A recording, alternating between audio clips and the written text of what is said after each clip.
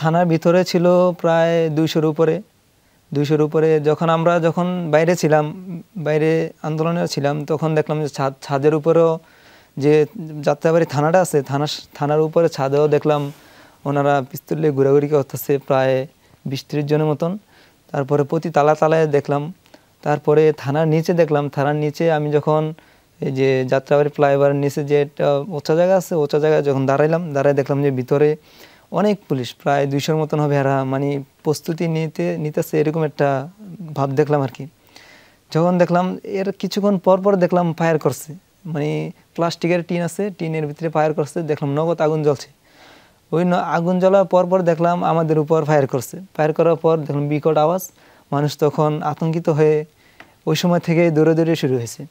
ওই সময় কিছুক্ষণ পর দেখলাম ওনারা ভিতর থেকে মানে পুলিশের বিশাল দল আমাদের সম্মুখীন হয়ে আমাদেরকে আক্রমণ শুরু করছে। তখন আমরা আর দৌড় করে, তখন আমরা নিজেদেরকে আত্মরক্ষা করতে পারিনি। আচ্ছা, যারা গুলি করছিল, আপনি যেমন কিছুক্ষণ আগে বলছিল না, আরও যদি কোনো এমন কোনো কথা যে তারা তো রাষ্ট্রের একটা বাহিনী মানুষকে প্রোটেকশন দেওয়ার জন্য, কিন্তু তারা সে সময় কি কথাগুলো বলছিল, মানে গুলি করছে যখন তখন সেই কথাগুলো বলছিল, এমন কোনো কথা মনে পড়ে কিনা? আরেকটা বিষয়, আমি যখন শুয়েছিলাম, তারপর আমাকে উঠানোর পর যখন দেখলাম যে আমাকে মারার পরে ওনারা বলতেছে, মানে অনেক গালাগালি করে বলতেছে, অনেক মানে এরকম গালি এটা মুখে ভাষার কথা না। আবার দেখলাম যে উর্দু ভাষায় বলছে কয়েকজন পুলিশ। আমি বুঝতে পারলাম যে এটি যেহেতু উর্দু বলতেছে, এগুলো তো হয়তো ইন্ডিয়ান হবে। তখন উর্দুতেও গালাগালি করতেছে, আর বাংলাতেও ভীষণ গালিগালাজ করছে। হিন্দি ভাষায় কথা বলছে? হ্যাঁ, হিন্দি ভাষায় কথা বলছে।